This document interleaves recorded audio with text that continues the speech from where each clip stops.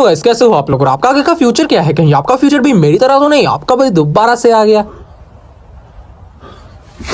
तो भाईजान आज मैं बयान करने जा रहा हूँ बच्चों के वो मसले मसाइल जो वो खुद ही पैदा करते हैं और खुद ही भुगतते भी हैं। भाईजान जैसा कि आपको पता है कि रमजान का महीना चल रहा है और इसी महीने में बोर्ड्स के एग्जाम सर पे आ गए। अब मसला यही नहीं है कि ये रमजान के महीने में आ गए, मसला ये है कि हमने सारा साल कुछ पढ़ा नहीं होता और इस महीने में आके पूरा जोर मार रहे होते हैं। और जोर भी कोई ऐसा वैसा नहीं, ऐसा जोर के जो कभी वॉशरूम में भी ना मारा हो। अब रमजान के महीने में कुछ लोगों का ज़हन क्या होता है? इनका ज़हन होता है कि ये इबादत का महीना, इसे पढ़ाई में जाया मत करो। बस यही बातें, यही हरकतें इन्हें फेल करवा देती हैं। लेकिन मैंने तो ऐसा कुछ किया भी नहीं था, लेकिन फिर भी मेरे साथ ही ऐसा क्यों?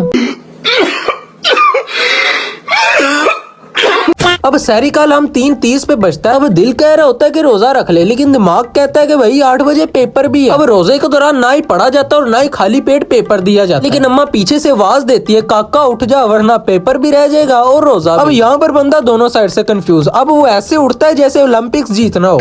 अब घर से बंदा जलील होके खज्जल होने के लिए एग्जाम हॉल पहुंचता है ना, तो उसे नई नई मखलूकात देखने को मिलती हैं। लेकिन जब वो थोड़ा सा गौर करता है तो वो उसी के दोस्त होते हैं। और दोस्त भी ऐसे जैसे वो सोए होते हैं वैसे ही उठ के आ जाते हैं। ना उन्होंने मुंह धोया होता और ना ही उन्होंने रोजा रखा होता। और प्यास भी सबसे पहले ही नहीं लगेगी जैसे रोजा इन्होंने रखा हो। और मुंह से ऐसी स्मेल आ रही होती है कि अगर किसी को सजाए मौत देनी हो ना तो उसके मुंह के सामने किसी को खड़ा कर दो।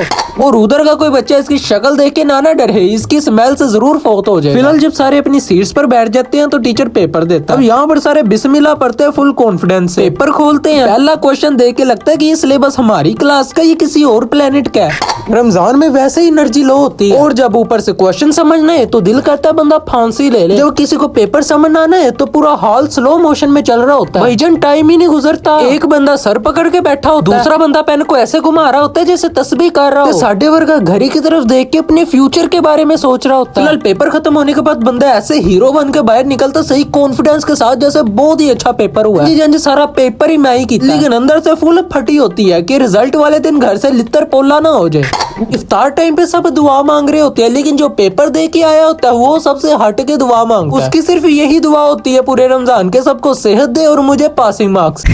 पेपर अभी सर पे ही होते हैं और हमने पूरा साल बुक्स को ऐसे इग्नोर किया जैसे इंस्टा पर एक्स की स्टोरी को करते हैं। अब रमजान आए और बंदा कहते हैं कि इस बार रमजान प्रोडक्टिव गुजरेगा। फिलहाल रोजा रखे, सहरी के बाद बंदा फुल मोटिवेशन में कि आज 5 चैप्टर कवर कर लेने। 30 मिनट बाद यूट्यूब ओपन और उस पर देख के रहे होते हैं रमजान स्पेशल रेसिपी या फिर मोटिवेशनल बयान या फिर पाकिस्तानी क्रिकेट टीम की हाईलाइट। और बुक साइड पर ऐसे पड़ी होती है जैसे उसका हमसे कोई जाती झगड़ा हो।